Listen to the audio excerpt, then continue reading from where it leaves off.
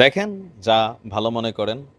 Asif Nazrul Islam sir একটা status দিয়েছিল 2019 সালের সেপ্টেম্বর মাসে 500 টন ইলিশ কি বুঝা দিলেন, কোন কারণে দিলেন? আবার গেল কয়েকদিন আগে আমাদের একজন উপদেষ্টা সম্ভবত তিনি বলছিলেন যে না না, বাংলাদেশের ইলিশ মারি বাঙালিই খাবে, ওপার বাংলা যেতে দেব না, আগে আমাদের মানুষ খাক। তবে এইসব কথা বলার পরেও প্রাথমিকভাবে ভারত ইলিশ বন্ধ থাকার পরেও এদেশে ইলিশের দাম কমে নাই। এই গুসায় নাকি অন্য কারণে ভারতকে 3,000 টন ইলিশ পাঠানো হয়েছে বাংলাদেশের পক্ষ থেকে দুর্গাপুজোর জন্য। আপনি কিভাবে দেখছেন এই বিষয়টা? তবে আমাদের আলোচনার জায়গাটা অন্য জায়গায়। আলোচনার জায়গাটা হচ্ছে ভারতের সাথে একটা সম্পর্কের টানাপোড়েন চলছে, এটা একদম হাইয়েস্ট লেভেলে। আপকামিং যে প্রোগ্রাম আছে জাতিসংঘের অধিবেশন, সেখানে নরেন্দ্র মোদী আর ডক্টর ইউনূস বৈঠকে বসছেন না। এটার কারণ শেখ হাসিনা সহ আরও বিভিন্ন ইস্যু আছে। তো এই সম্পর্কে বাংলাদেশ কি ভারতকে চ্যালেঞ্জ করবে? আমাদের যারা অডিয়েন্স আছেন কমেন্টের মাধ্যমে পুরা বাংলাদেশ ভারতের চ্যালেঞ্জ করা, সেনাবাহিনীকে চ্যালেঞ্জ করা, ভারতের ইকোনমিকে চ্যালেঞ্জ করা, ভারতের রপ্তানি আমদানি বন্ধ হয়ে যাবে, ভারতের সাথে সম্পর্ক কাট আপ করা, আমরা ধরেন অনেক কিছু করারই কিন্তু কমেন্ট আমরা দেখছি বা স্পিড দেখছি, ভিতরে এনার্জি দেখছি। কিন্তু রিয়েলিটি হচ্ছে আমাদের যারা রাজনৈতিক নেতা থাকেন, যারা দেশকে পরিচালনা করেন, তারা কি চান? আসলে তারা ভারতের সাথে দুঃসম্পর্ক চায় না, ভারতের সাথে সুসম্পর্ক চায়। এখন ভারতের সাথে যে অ্যারোগ্যান্ট মুডে ছিল সরকার ভেরি স্টার্টিং পয়েন্টে, বাট রাইট নাও আস্তে আস্তে এগুলাকে গলানো শুরু হচ্ছে। অলরেডি ভারতের সঙ্গে যে টানাপোড়েন চলছে, সেই টানাপোড়েন কাটিয়ে ওঠার জন্য বাংলাদেশের কি দরকার, কি করা দরকার, সেই নিয়ে ভারতের সাথে আবার আলোচনা বসার ইঙ্গিত দিয়েছে আমাদের পররাষ্ট্র উপদেষ্টা। ভারতের সঙ্গে বাংলাদেশের টানাপোড়েন কাটিয়ে উঠতে আলোচনা হবে বলে জানিয়েছেন পররাষ্ট্র উপদেষ্টা তৌহিদ হোসেন সাহেব। তিনি বলছেন ভারতের সাথে সরকারের একটা টানাপোড়েন চলছে, সেটা অস্বীকার করার সুযোগ নেই। সেই টানাপোড়েন কাটিয়ে ওঠার জন্য আমরা আলোচনা করতে প্রস্তুত। এই বিষয়ে আপনার ভারতের যে পররাষ্ট্রমন্ত্রী ডক্টর এস জয়শঙ্করের সঙ্গে সাক্ষাৎ করব, এই জায়গাটাতেই মারি সমস্যা। আমারও একটু লাগে যে আমরা কেন সাক্ষাতে যাব? ভারত আসুক, পররাষ্ট্রমন্ত্রী বাংলাদেশে আসে বা আমাদের যে অ্যাম্বাসেডর আছে ভারতের, তারা আসবে আমাদের সাথে কথা বলবে যে দেখো তোমাদের সাথে আমরা ভালোভাবে থাকতে চাই, মিলামিশা।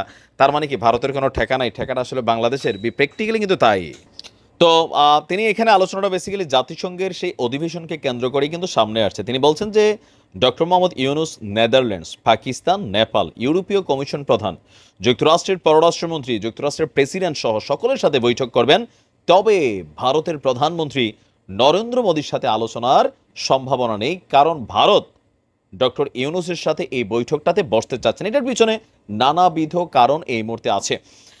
আর এই মুহূর্তে এখন ভারতের সাথে যেই সম্পর্কটা আমাদের, ধরেন আমরা যদি মনে করি ভারতের সাথে আমরা আমদানি রপ্তানি বন্ধ করে দিব, শুধু তো রপ্তানি না আমদানিও, যে ভারত থেকে কোনো কিছু আনবো না, তাহলে বাংলাদেশের মানুষের ইকোনমিক্যাল অবস্থান অথবা ভারতীয় পণ্য বাংলাদেশে ঢুকে না কোনটা, আপনি একটা ফেয়ার অ্যান্ড লাভলি থেকে শুরু করে যাই আছে কসমেটিক্স, কাপড় চোপড়, ম্যাক্সিমাম কিন্তু ভারত থেকে বৈধ অবৈধ পথে, ইভেন যে আমরা গরু খাই এটাও কিন্তু বৈধ অবৈধ পথে ভারত থেকে এদেশে আসে। আবার বাংলাদেশ থেকেও অনেক জিনিস চোরাই পথে ভারতে পাচার হয়, বৈধ পথেও হয় আবার অবৈধ পথে হয়।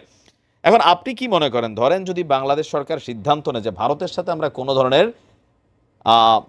আমদানি রপ্তানি কোনো রকম মানে এই বাণিজ্যিক যেই বিষয়গুলো আছে বন্ধ করে দিব, সেই ক্ষেত্রে ভারত ক্ষতিগ্রস্ত হবে নাকি বাংলাদেশ ক্ষতিগ্রস্ত হবে?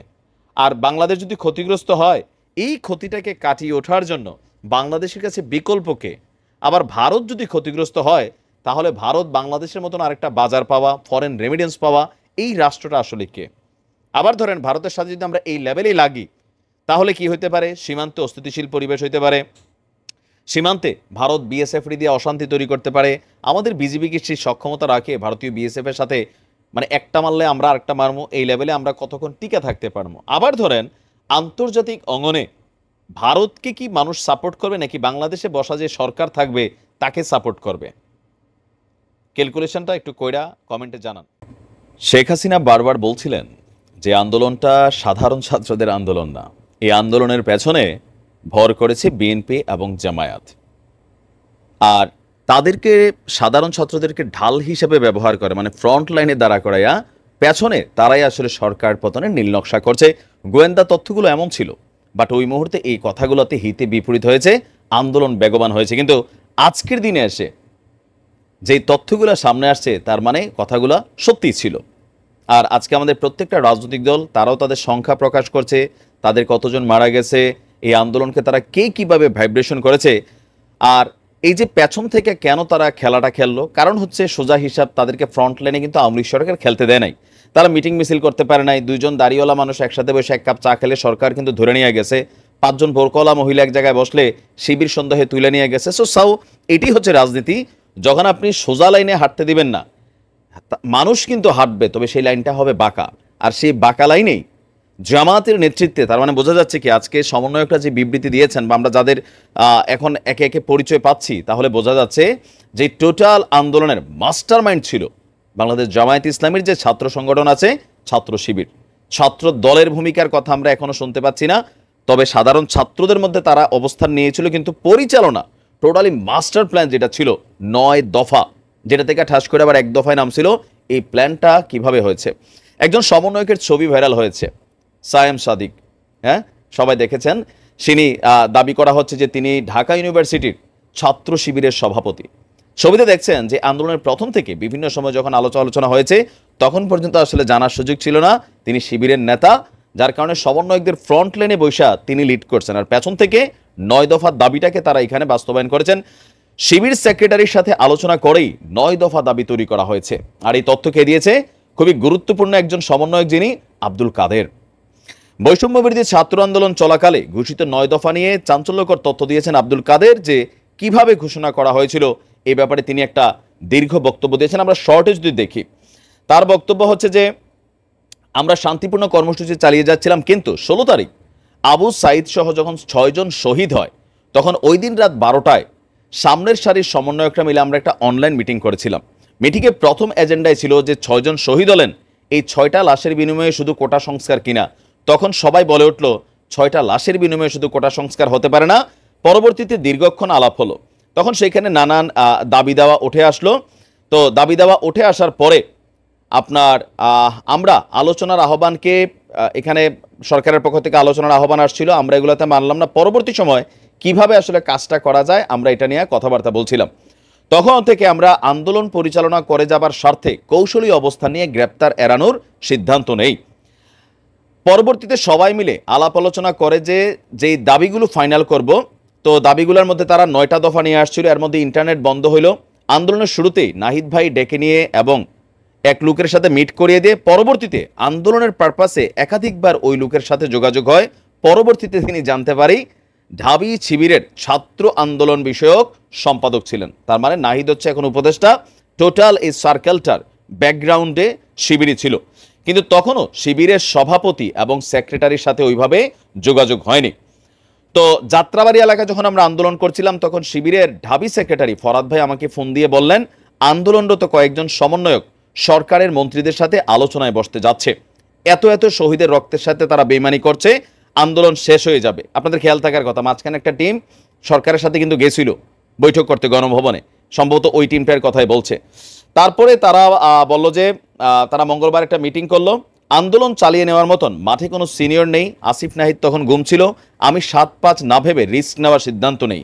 ওই দিন জুমার নামাজের পরপরই যাত্রাবাড়িতে কয়েকজন শহীদ হন, আমার চোখের সামনে ঘটছিল, আমি দেখেছিলাম সবকিছু। তো সবকিছু মিলিয়ে তখন আমরা সিদ্ধান্ত নেই 4-5 বছর ক্যাম্পাসে ছাত্রলীগ ফেসিবের দীর্ঘ একটা লম্বা বক্তব্য দিয়েছে। তো কিছুক্ষণ বাদে শিবিরের সেক্রেটারি আমাকে ফোন দিলেন, বললেন কিছু দাবি দেওয়া খসড়া আকারে করছি, তোমার সাথে আলোচনা করি।